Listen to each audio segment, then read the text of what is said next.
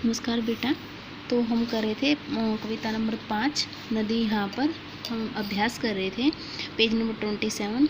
ये गए पाठ से आज हम स्टार्ट करते हैं। दी गई वर्ग पहली में भारत की प्रमुख नदियों के नाम छिपे हैं, इन्हें ढूंढे और लिखें। इसमें क्या है, नदियों के नाम छिपे हुए हैं और नाम हमें ढूंढने हैं। जैसे ये एक मैंने सर्कल कर दिया है, यमुना, ठीक है। और यहाँ पे मैंने अब लिख दिया है, इनमें इन सभी नदियों के नाम इस ग्रिड में, इस पहेली में छिपे हुए हैं और कुछ नदियाँ ये हैं। तो आपको क्या करना है, इनमें ऐसे बॉक्स बनाना है और आपको सभी नदियाँ अपनी बुक में ऐसे ढूंढ के और ये बॉक्स बना के आपको ढूंढनी है, ठीक है। ये सभी भारत की नदियाँ हैं। यमुना नदी, कृष्णा नदी, गोदावरी नदी, कावेरी नदी, नर्मदा, व्यास, चिनाब, झेलम, सतलुज, गंगा और ताप्ती, ये सभी नदियाँ इस ग्रिड में छिपी हुई हैं। इसमें आपको क्या करना है, इन सभी को ढूंढ के और ऐसे एक वर्ग तैयार करना है। नेक्स्ट है हमारा भाषा की बात।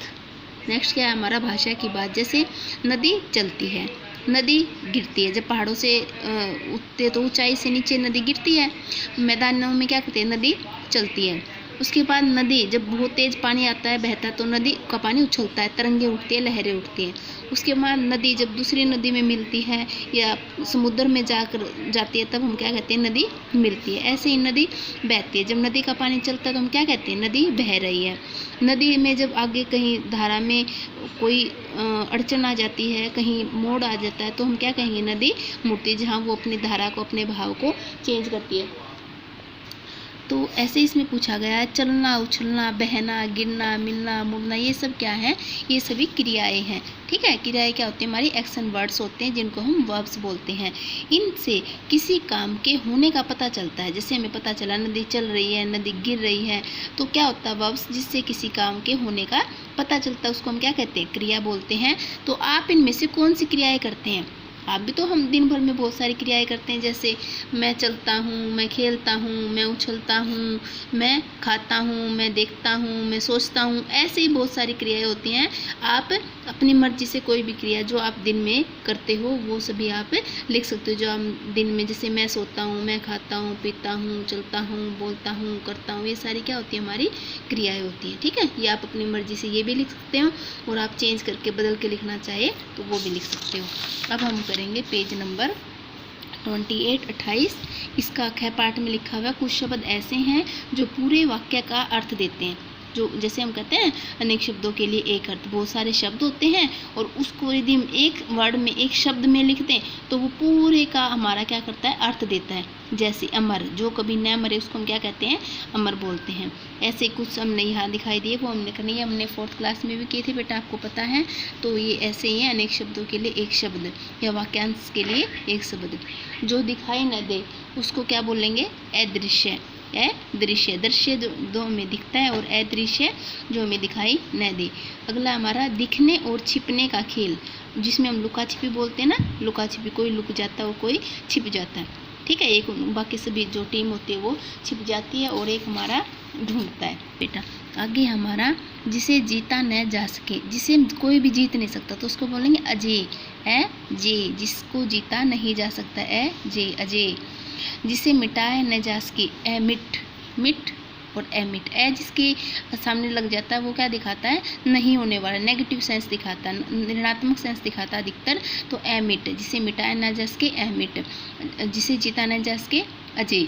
जहाँ धरती और आकाश मिलते वैसे प्रतीत होते हैं तो उसको क्या बोलेंगे, स्थिज। मतलब मिलते नहीं है, जैसे आप बाहर खड़े होके देखो तुम, ऐसे लगेगा कहीं ना कहीं आसमान धरती से मिल रहा है, थोड़ी सी दूरी पर, ज़्यादा भी नहीं। हमें क्या लगता है जैसे आसमान है ना अभी झुक रहा है और थोड़ी सी दूरी पर ये आके धरती से मिल जाएगा, लेकिन ऐसा होता नहीं है।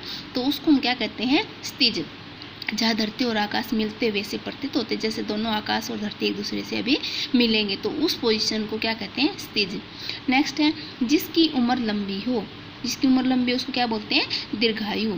जैसे हम देखा ना, अब महाभारत और रामायण देखते हैं, उसमें क्या देखते हैं, हमेशा जब बड़े उससे आशीर्वाद लेते, पैर छूते, तो वो क्या बोलते हैं, दीर्घायु। आजकल तो बहुत चलाई हुई है ना, दीर्घायु। महाभारत रामायण, तो उसमें जो बड़े बूढ़े, हमेशा हमारे भी जो बड़े बूढ़े हम पैर छूते नमस्कार बोलते हैं, तो वो क्या कहते हैं, जीते रहो बेटा।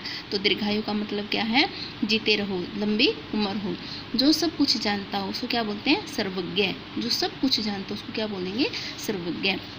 उसके बाद ये हमारे क्या करते हैं, विपरीत अर्थ वाले शब्द हमें ढूंढने हैं।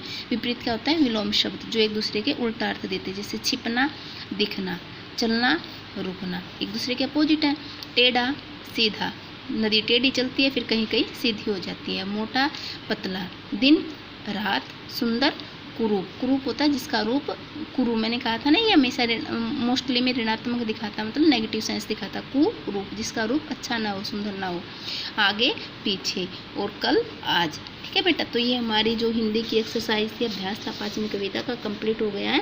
हमने ये 2 वीडियोज में हमने अभ्यास किया और 2 वीडियोज में हमने कविता की थी। ठीक है बेटा, ये अपनी नोटबुक में आपको राइट भी करना है और लर्न भी करना है। मैं इसके आपको पिक भेज दूंगी, आपको क्या करना है, देख के साफ साफ अपनी बुक से फिल करनी है और इनको लर्न भी करना है। ओके बेटा, हैव ए गुड डे, खुश रहो, हैप्पी रहो और अपना काम करते रहो।